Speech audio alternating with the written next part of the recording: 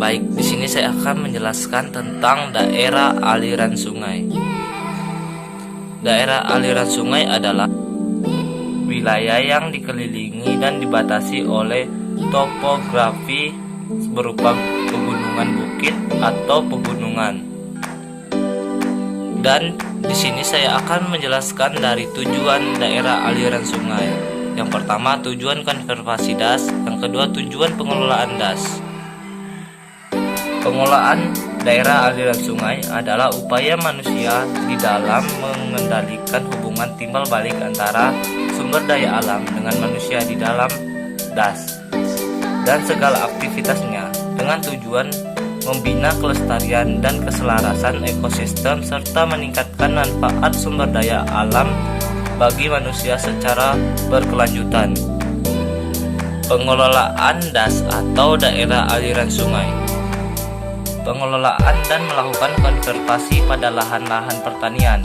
Yang kedua, memperlakukan program-program yang dapat membantu penutupan lahan seperti menjadikan kawasan sebagai hutan rakyat.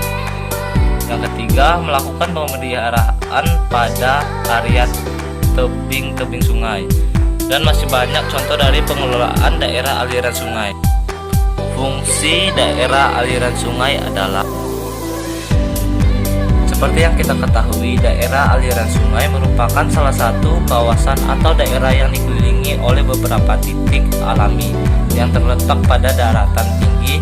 Titik tersebut berfungsi sebagai wadah penampung air yang turun di kawasan tersebut. Contohnya seperti air hujan yang turun ke sungai atau danau, bahkan ke laut.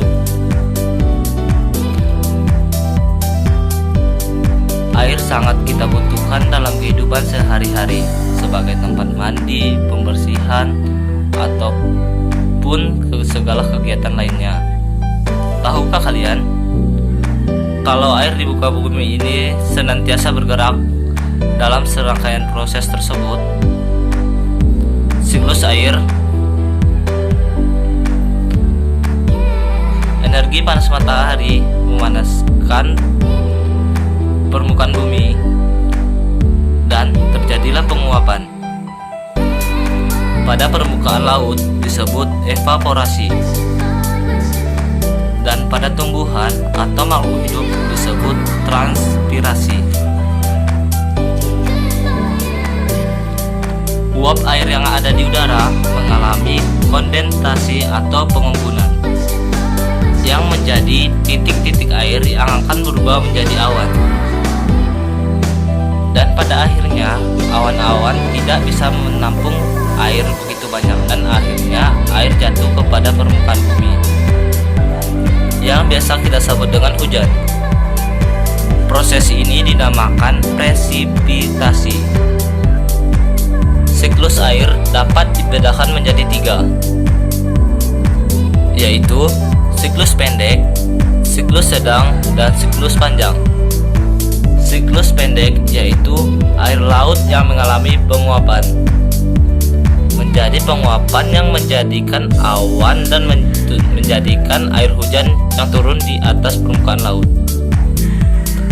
Dan pada siklus sedang, awan akan dibawa oleh angin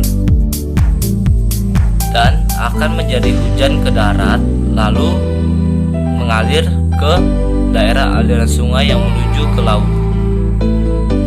Sedangkan pada siklus panjang, uap air akan membentuk kristal es yang mengarah ke pegunungan, yang jatuh akan menjadi seperti salju dan mengalir lagi ke laut. Dan siklus air terulang kembali seperti itu. Sekian dari saya, Charles Pirandello, kelas 11B, siswa SMK Kehutanan Negeri Samarinda. Terima kasih.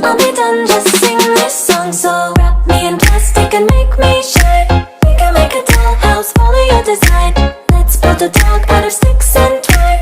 I can call you best.